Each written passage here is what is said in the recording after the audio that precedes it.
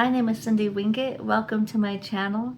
So we're going to be doing a Christmas recommendation video, although that's a little bit misleading because I haven't read all of these books, so I can't technically recommend them, but they're all just books that are on my TBR or books that I have read that are all about Christmas. So there's not going to be any holiday romance on this list, so if that's what you're looking for, then you'll have to look elsewhere.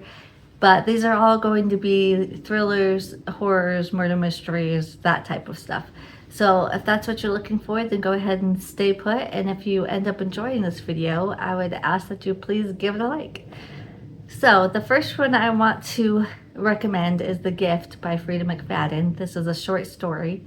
And this is based on an old story by O. Henry about this girl who really wants to have a really good Christmas with her new husband because they had just gotten married, so this is their first Christmas together, and she wants to make it memorable, but they're poor, and so she goes looking for a gift for him.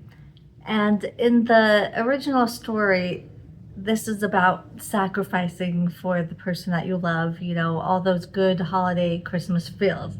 But Frida McFadden takes the story and gives a really dark turn and a really dark ending, which I really enjoyed. So I would recommend this one. And then we have The Christmas Guest by Peter Swanson. This is another thriller, but this one is a novella.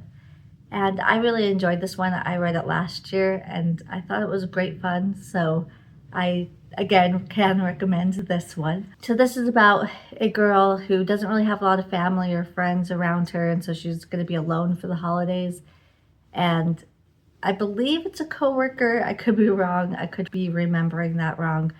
But I believe one of her coworkers asks her to come home for Christmas with her and her family. And so she thought that was really nice and generous that she gets to actually have the holidays with a family instead of sad and alone in her apartment.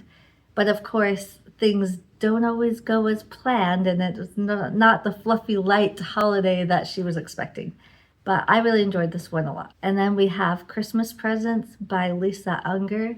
And this one wasn't my favorite. I also read this one last year, and it was fine. Like, I didn't hate it. I didn't think it was terrible, but it wasn't one that blew me away or one that's going to stick with me. Even now, I can hardly even remember it. So it does take place around Christmas, though. So if you're just looking for a short little Christmas thriller, this one might fit the bill. And it might work for you more than it did for me. And then I have a couple of vintage YA books. So the first one is Silent Night 3. I read the first and second one last year and really enjoyed it. It wasn't the first time I've read it. I've read it since I was a kid. But I honestly didn't know there was a third one until a year or two ago, and it's been really hard to track down. And I finally got myself a copy, and I'm so excited because I love the first and second one so much. I think I'm really gonna love this one. And Reva Dalby, she's our main character, and she's an unlikable character, but she's the kind of unlikable character that instead of being like, ugh, I hate her, you almost like enjoy her, even though she is unlikable, if that makes sense. Like, she's just fun to follow, even though she is a despicable person. Like, she's this rich girl that looks down her nose at everybody, but she's just interesting, you know. But anyway, so I'm looking forward to some really fun holiday reads from R.L. Stine, who never lets me down. I love Fear Street. And then speaking of Fear Street, we have The Best Friend. And I really enjoyed this one. There is a second one. I haven't been able to get it yet. It's extremely hard to find, and when you do find it, it's very expensive. But hopefully one day I will be able to track down the second one. But anyways, again, I read this one last year and I really enjoyed it. I thought it was a lot of fun. So this is about a girl who becomes friends with this other girl who gets a little obsessed with her, and you know, we're besties and we're best friends forever, and you know, she's kind of like, do I even remember you that well? Like, this girl is acting like they've been friends forever, and she's like, well, I don't really remember you from like elementary and stuff, but we're friends now. And she's like, oh no, we've always been friends. Like, you know, it's just very campy, very fun, very over dramatic, but I really enjoyed it. And then speaking of nostalgic reads, we have The Christmas Ghost. This is a Sweet Valley Twins book. I used to be obsessed with Sweet Valley when I was in elementary and junior high. And so it was really fun to go down memory lane and read this one.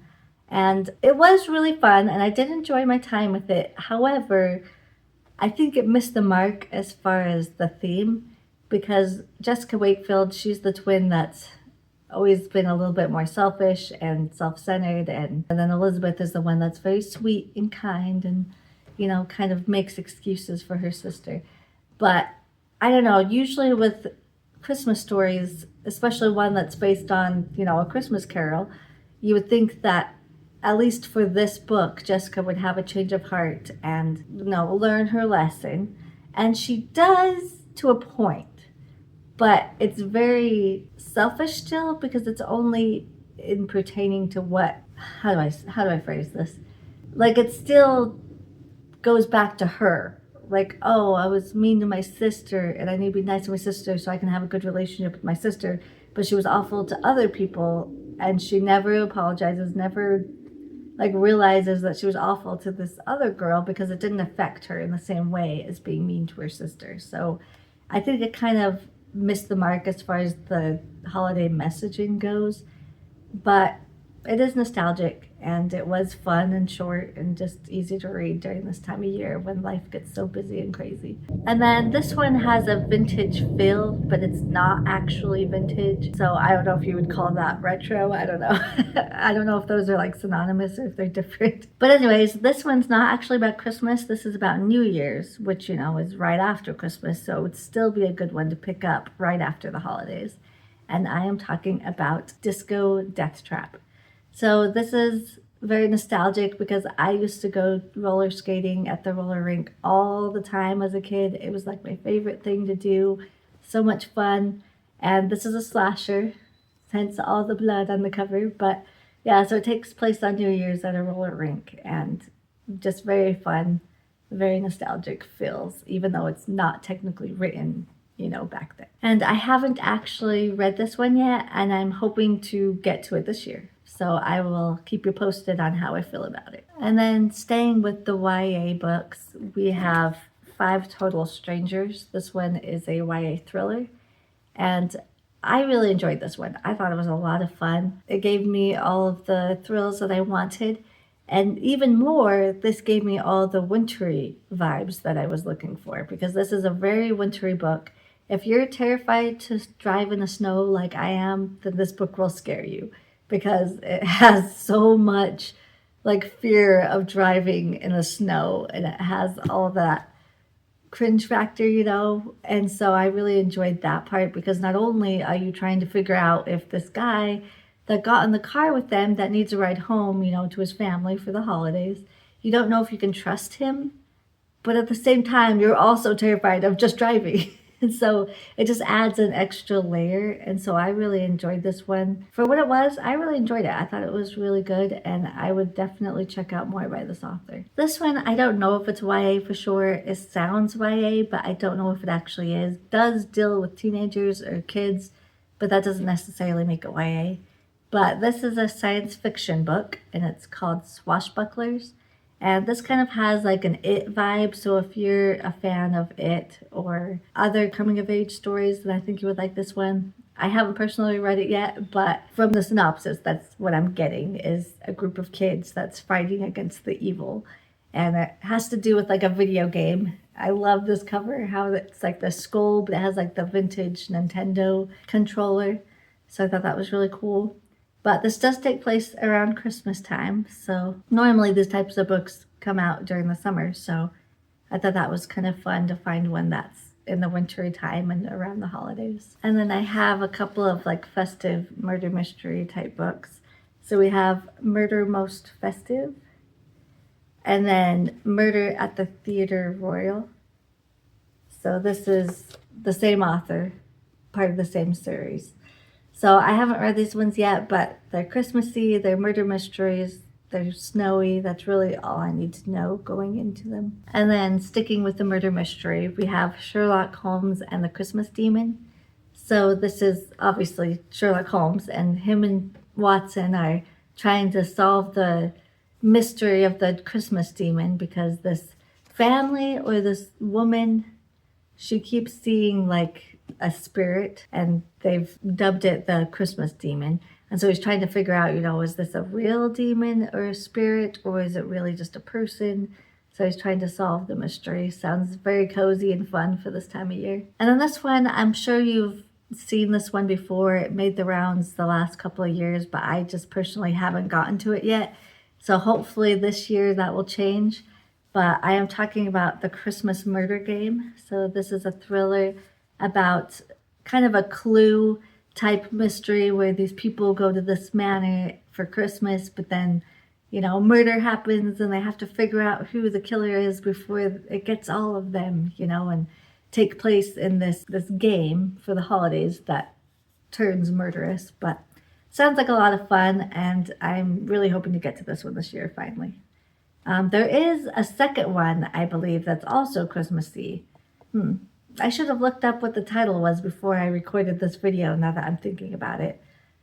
So, talking to myself in the future, I will put this right here, what the title and the cover looks like.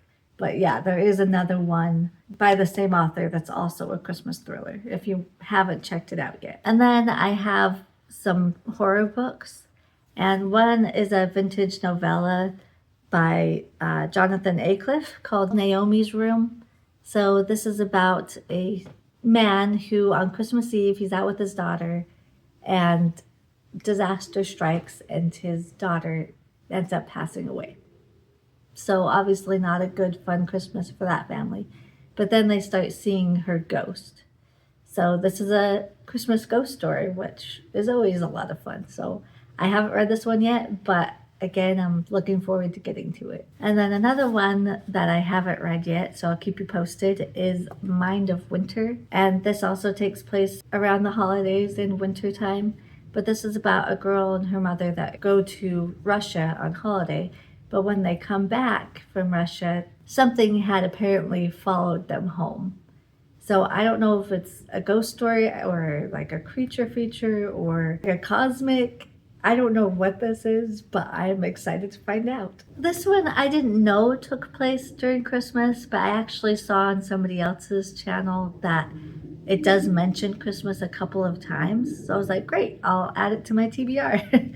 And that is Suffer the Children by Craig DeLuey. So I already had this on my shelves. And so when I heard that it mentions Christmas a couple of times, I was like, great. So I don't think it's necessarily super snowy or super like holiday centric, but even if it mentions it a couple times, that's good enough for me.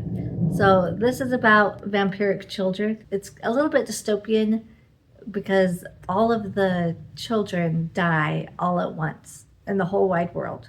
They all pass away at once. And so all of the adults are obviously heartbroken. But then a few days go by and these children start coming back. And so at first they're ecstatic, like, wow, we get our kids back. But these kids don't come back the same, now they have a hunger for blood. And it's kind of one of those stories where, how far would you go to help your child? So very fun, very interesting. So I'm excited to get to this one. This book does not take place in winter or around the holidays.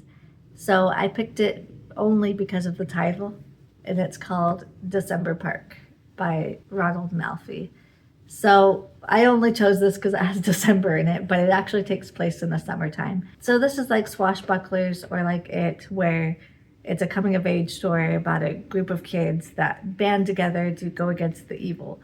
And, that loss of innocence that happens. Despite not being snowy or Christmassy, this might be a good one to pick up anyways, because these types of stories tend to be a little bit slower paced, which I think winter kind of lends itself to slower paced books in my opinion. Okay, so that's all the books I have to share with you today. If you missed my Christmas Rex video from last year, I'll go ahead and link it at the end of this video because I didn't want to repeat myself. So none of these books were featured in last year's video, so if you missed it, take a look. Please subscribe to my channel if you haven't already. Hit the notification bell so you'll never miss a video from me.